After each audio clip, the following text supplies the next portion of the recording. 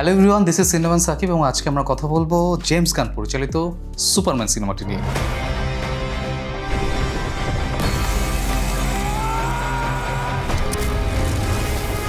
ঠিক তাই, সুপারম্যান আমাদের শৈশবের পরিচিত একটা হিরো। আমরা সবাই প্রত্যেকেই কখনো না কখনো সুপারম্যান হয়তো হতে চেয়েছি এবং সুপারম্যান সেই 1978 সাল থেকে তার যাত্রা শুরু করে এবং তারপরে বিভিন্নবার সুপারম্যান বড় পর্দায় এবং ছোটো পর্দায় ফেরত এসেছে।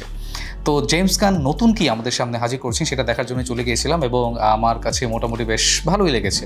I enjoyed Superman. এবং সুপারম্যানের গল্প আমাদের নতুন করে কিছু বলার নেই। আরেকটি গ্রহ থেকে তিনি আসেন, ক্রিপ্টন গ্রহ থেকে, এবং তারপর পৃথিবীবাসীর সাথে কীভাবে তিনি ইন্টারাক্ট করেন, তার সাথে তার আশেপাশের লোকজন কীভাবে ইন্টারাক্ট হয়, এবং দিন শেষে তিনি আসলে দুষ্টের দমন এবং শিষ্টের পালন কীভাবে করে থাকেন তাই নিয়ে সুপারম্যানের গল্প এগিয়েছে। তবে ম্যান অফ স্টিলের পরে সুপারম্যানের নতুন করে কি দেখাতে পারেন সেটা নিয়ে একটা তুমুল আগ্রহ ছিল এবং সেই আগ্রহটাকে আসলে নতুন একটা পরিণতি দিয়েছেন জেমস গান। কারণ ম্যান অফ স্টিল দেখে মানুষের যেই এক্সপেকটেশন হয়েছিল তিনি সেই এক্সপেকটেশন ধারে কাছে আসলে পৌঁছাতে চাননি। তিনি সম্পূর্ণ নতুন একটি সিনেমা বানাতে চেয়েছিলেন এবং জেমস গান দিন শেষে সেই সিনেমাটি বানিয়েছে। আমার কাছে মনে হচ্ছে যে এই সিনেমাটি ম্যান অফ স্টিলের চেয়ে একেবারেই আলাদা এবং এই আলাদা ব্যাপারটা এই সিনেমাকে একটা নতুন জায়গা দিয়েছে। এই সিনেমাটা মোর অফে আমি মনে করি যে কমিকের সাথে অনেক বেশি সামঞ্জস্য রাখার চেষ্টা করেছে এবং যারা কমিক ফ্যান তাদের কাছে সিনেমাটা অনেক বেশিই ভালো লাগবে। এই সিনেমাতে সুপারম্যান সুপার হিউম্যান না, সে আসলে শুধু হিউম্যান এবং এই ব্যাপারটা সেই সিনেমাটা বারবার এস্টাবলিশ করার চেষ্টা করেছে। আপনি যত বেশি হিউম্যান টাচে থাকবেন, আপনার এই হিউম্যানিটি আপনার সবচেয়ে বড় স্ট্রেংথ এবং যার কাছে হিউম্যানিটি আছে সেই আসলে সবচেয়ে বড় সুপারম্যান। এই ব্যাপারটা এই সিনেমাতে প্রতিফলিত করার চেষ্টা করা হয়েছে। ডেভিড কর্নসুইটকে আমার কাছে বেশ ভালো লেগেছে, যদিও হেনরি ক্যাভিলকে আমি এখনও মনে করি বেস্ট সুপারম্যান। এছাড়া বাকি যারা অভিনয় করেছেন, নিকোলাস হল্ট থেকে শুরু করে অন্যান্য যারা অভিনয় করেছেন তাদের প্রত্যেকেই আমার কাছে মোটামুটি বেশ মানানসই বলেই মনে হয়েছে। এই সিনেমাতে যেই ছোটোখাটো যে কমিক টাচটা রাখা হয়েছে সেটা আমার কাছে বেশ উপভোগ্য লেগেছে। যদিও অনেক সময় মনে হচ্ছে যে সিরিয়াস টোন থেকে হুট করে কমিকে এসে আবার হুট করে একটু সিরিয়াসে যাওয়া, সেই ব্যালেন্সটা আমার কাছে মনে হয় যে আরও একটু ভালো হতে পারতো। সুপারম্যান সিনেমায় আমার মতে সবচেয়ে ভালো পারফরমেন্স দিয়েছে সুপারম্যানের যে কুকুর অর্থাৎ ক্রিপ্টো, এবং লাস্ট কবে কোনো সুপারম্যান সিনেমায় তার কুকুরকে সুপারম্যানকে বাঁচাতে দেখেছি এই ব্যাপারটা আমার মনে পড়ে না এবং এই ব্যাপারটা দেখে আমার কাছে খুবই ভালো লেগেছে। আমি আগেই বলছিলাম, বারবার বলছি এই কথাটা, আপনাদের কাছে হয়তো মনে হতে পারে একই কথা বারবার কেন বলছি, এটা এই জন্যই বলছি যে সুপারম্যানকে এই সিনেমাতে সুপার হিউম্যান হিসেবে না দেখে হিউম্যান দেখানো হয়েছে। এটা বিভিন্ন দৃশ্যে আপনারা দেখতে পাবেন। সুপারম্যানের উপর যখন বিভিন্ন মনস্টার হামলা করে সে চেষ্টা করে যে সেই মনস্টারটাকে যখন সে আক্রমণ করছে সেই মনস্টার যখন পড়ে যাচ্ছে সে চেষ্টা করে সেই জন্য একটা আরামের সাথে সে জমিনে পতিত হয় এবং এই ব্যাপারটা সুন্দর করে দেখানো হয়েছে। যখন এই মনস্টার হামলা করে সুপারম্যান চেষ্টা করে একটা ছোট বাচ্চাকে বাঁচাতে, যেটা আমরা ট্রেলারে দেখেছি।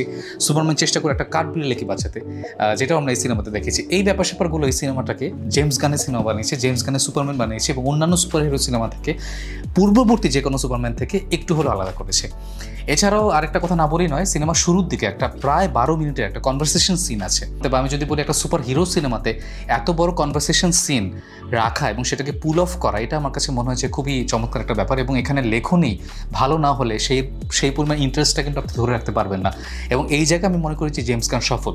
সিনেমাতে এমন নয় যে সব কিছুই ভালো লেগেছে, কিছু কিছু জিনিস আরও ভালো হতে পারতো। সিনেমার অ্যাকশন ভালো এবং অ্যাকশন আমার কাছে মনে হয়েছে অনেকটাই ম্যান অফ স্টিল থেকে কিছু জায়গায় ইন্সপায়ার হওয়া।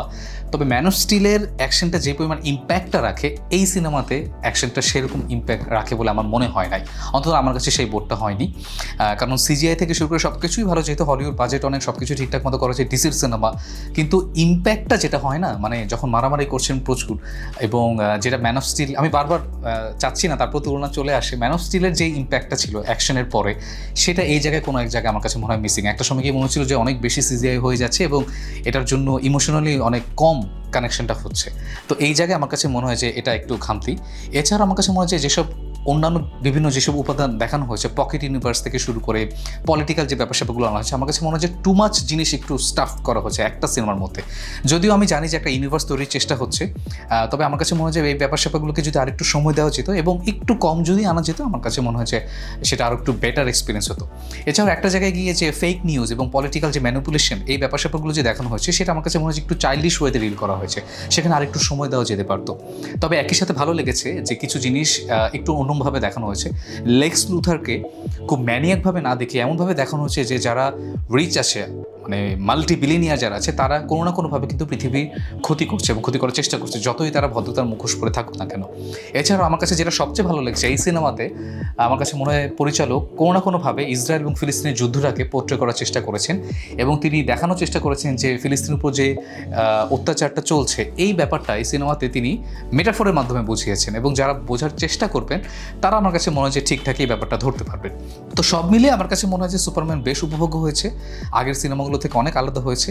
আর যেই ব্যাপারটা এই সিনেমাকে আপনার কাছে সেই ভিনটেজ ব্যাপারটা তুলে ধরবে সেটা হচ্ছে 1978 সালে যখন প্রথমবারের মতো সুপারম্যান সিনেমা বানানো হয়, সেটার যেই থিম মিউজিকটা ছিল সেটা এই সিনেমাতে নতুন করে বানানো হয়েছে। এই জিনিসটা আপনার কাছে একটা নস্টালজিক ফিল দেবে।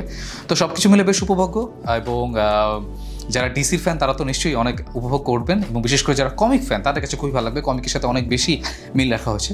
তবে ম্যান অফ স্টিলকে আমার কাছে মনে হয় বিট করা তো সোজা না, এবং আমি যেহেতু ম্যান অফ স্টিলের ফ্যান আমার কাছে মনে হয় সেই জায়গা থেকে আমার কাছে মনে হয় আরেকটু বেটার হতে পারতো।